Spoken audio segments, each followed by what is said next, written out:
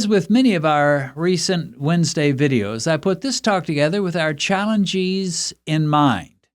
In other words, people who are desperate to get their glucose levels near normal in a hurry.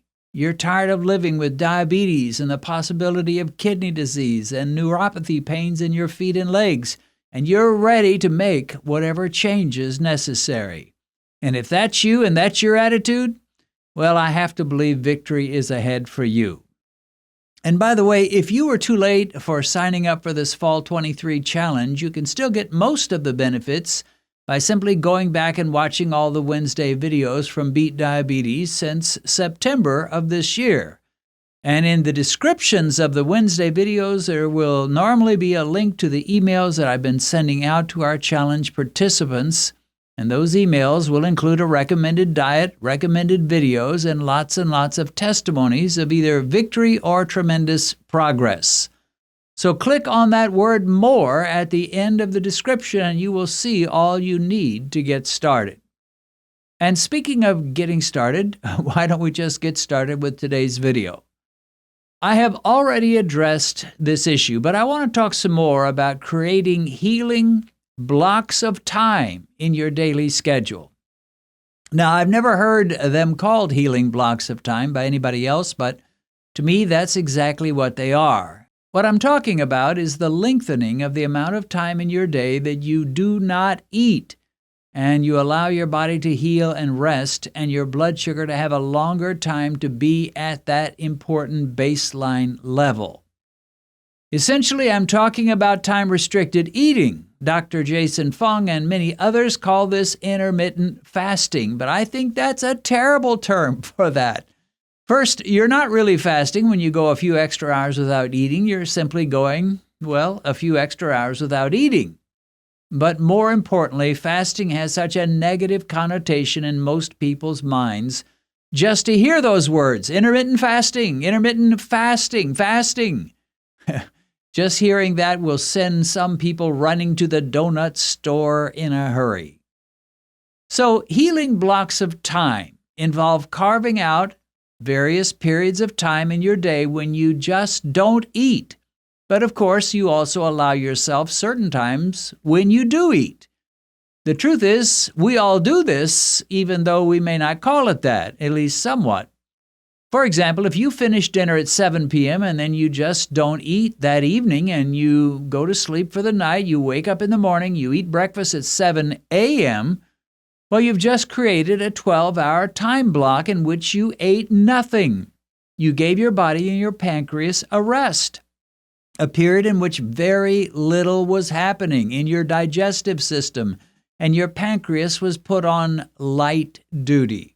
In a way, you could say you are fasting, which is why we call our first meal of the day breakfast.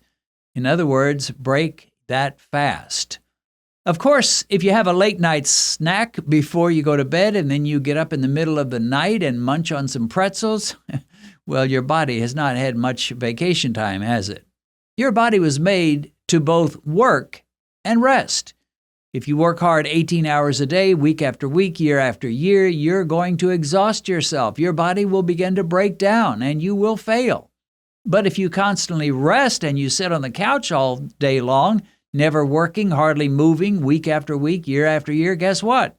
Your body will likewise break down and fail. We need work and we need rest. And similarly, we require food and we have to eat meals, but we must also go periods of time without eating. To eat nonstop would kill us. Or to never eat, well, of course, that would kill us as well. So finding the right balance between eating and not eating is important. Eating 2 or 3 low-carb meals a day with no snacking in between, well, that's just reasonable and healthy. Eating and snacking all your waking hours and never going more than 2 or 3 hours without putting some more food or snacks in your mouth is not healthy.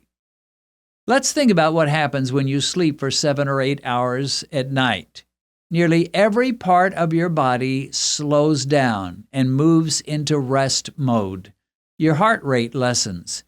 If you ever want a good reading on your blood pressure monitor, take your blood pressure early in the morning before your body has a chance to get up to full speed.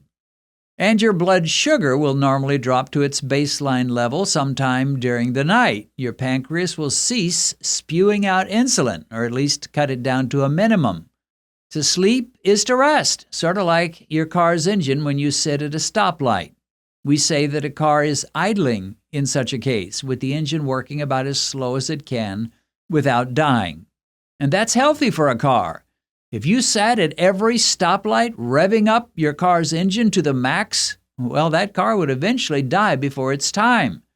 And when you push your pancreas way too hard, stuffing yourself with cakes and pies and chips and bread and potatoes and rice, while you drink 6 or 7 sodas a day and several glasses of super sugary fruit juice, you are pushing your miserable metabolic system way too hard, and you'll eventually burn yourself out. And the way you'll know you burned yourself out is when your doctor says to you, "I have some bad news. You are diabetic." To constantly eat throughout the day is a relatively recent cultural phenomenon. Sodas and bags filled with chips and candy bars and most of the other junk that people eat today was not around in the 1800s. Churches did not offer donuts before services, and in most public meetings, nobody ever thought to serve snacks.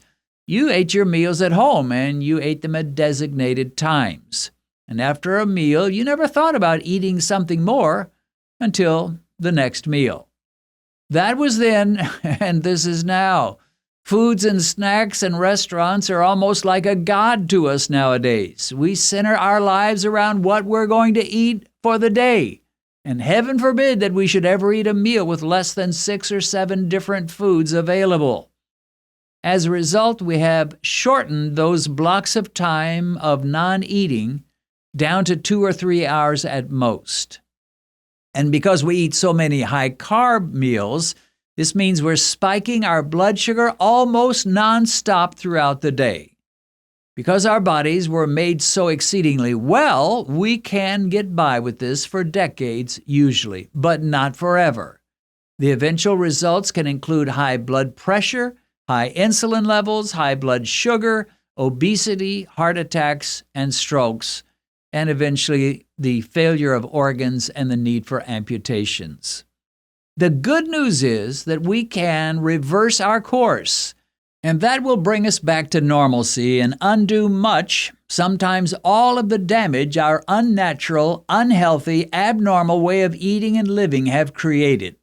Now, the first and most important step is to eat foods relatively low in carbohydrates. You ought to be under 100 grams of carbs per day, under 50 for those of you that are seriously trying to reduce sky-high blood sugar. In our natural state before we became civilized, we killed animals and ate them, and we gathered vegetables as our primary foods. The people who ate this way were known as hunter-gatherers, and they proved far healthier than those who primarily lived off foods from crops grown in massive fields. Getting back to a more natural diet of meat and vegetables with some butter, cream, and cheese thrown in is about the most powerful means there is to lower your blood sugar and lose the title of diabetic forever.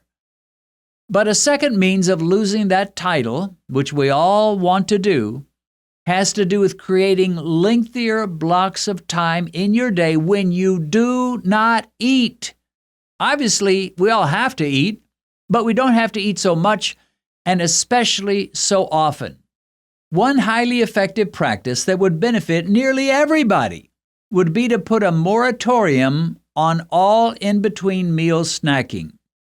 Even if you ate a full 3 meals a day, if you at least eliminate all snacks between those meals, and especially if your 3 meals are relatively low carb, your blood sugar would almost have to improve, and not by just a little bit. Extending your daily hours of not eating provides for healing. When a soldier is wounded on the battlefield, he's taken to a field hospital and treated. If his wound is bad enough, he'll then be taken well back of the lines and placed in a regular hospital. He'll be treated, he may need surgery, antibiotics, physical therapy, and so forth. But in those early days, he does very little physical activity. He basically lies on a bed while his body recovers from his wounds. And if you're diabetic, your body is wounded, seriously wounded, and you need some healing time. No, you don't need to lie on a bed all day. That wouldn't be good. But you do need to heal from the terrible assault on your body that came in the guise of chips, ice cream, pizza, white flour, bread products, tortillas, rotis, and naan. You desperately need to rest from these things, and you also need to rest from popping food into your mouth non-stop from the moment you wake up until just before you go to bed. If 4 hours without eating is good, 6 hours is better. If not eating at all for 12 hours between dinner one night and breakfast the next day is a good thing, and it is, it would be better still if you could skip that breakfast the next day and not eat any kind of real food until lunch of that day.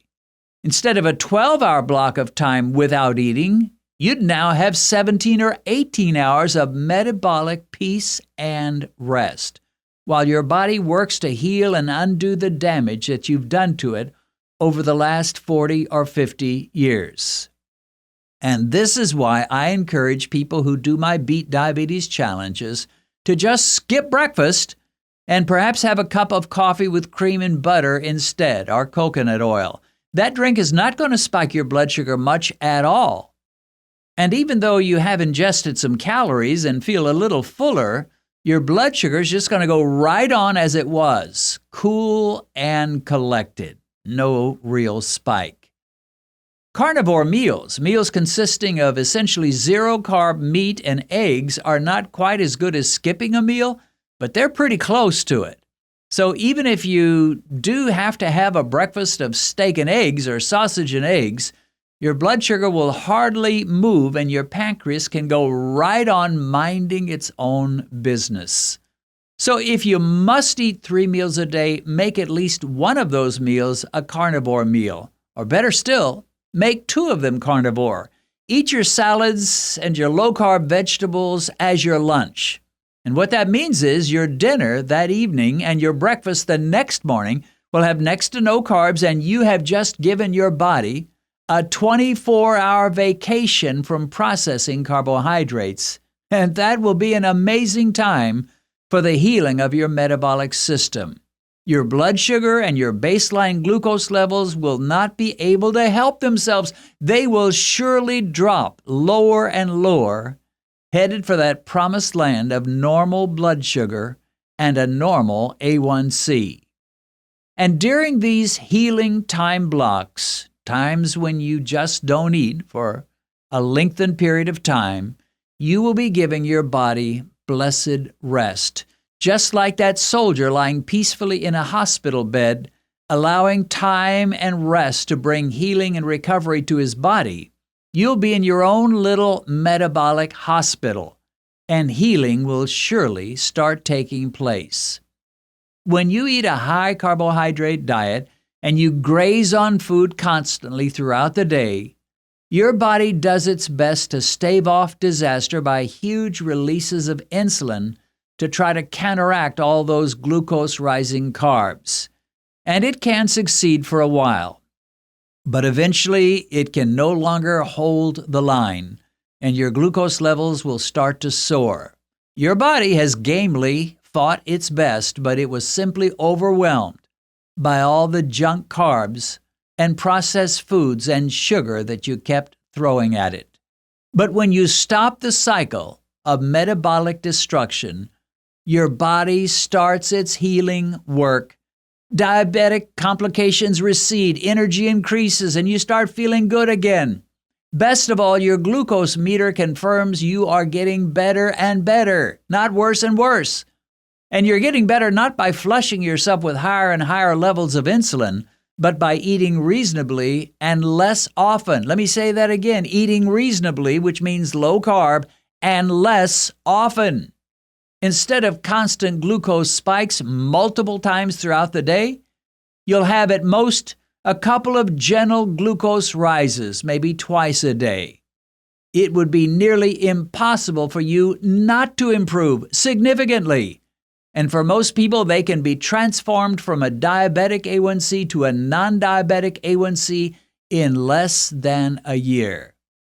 In most cases, during these healing blocks of time, when your pancreas just has very little to do, your liver will join in the healing process. It will start to shed its fat. This can sometimes result in higher blood sugar than you would expect, but this can be an important part of the healing process. Finally, you've given your body permission to rest and heal, and it will thank you for it by improving day by day. One of the most common comments I hear when diabetics complete this cycle is this: I feel better than I did 20 or 30 years ago. Yep, it's amazing what can happen when you start working with your body instead of fighting against it. If you've recently been diagnosed with diabetes and you've just discovered this channel, let me recommend that you go to our Uploads page, which will give you access to every diabetic video we've posted since we began. As you work your way through all our videos, I believe you'll find the help you need. A link to our Uploads page is in the description.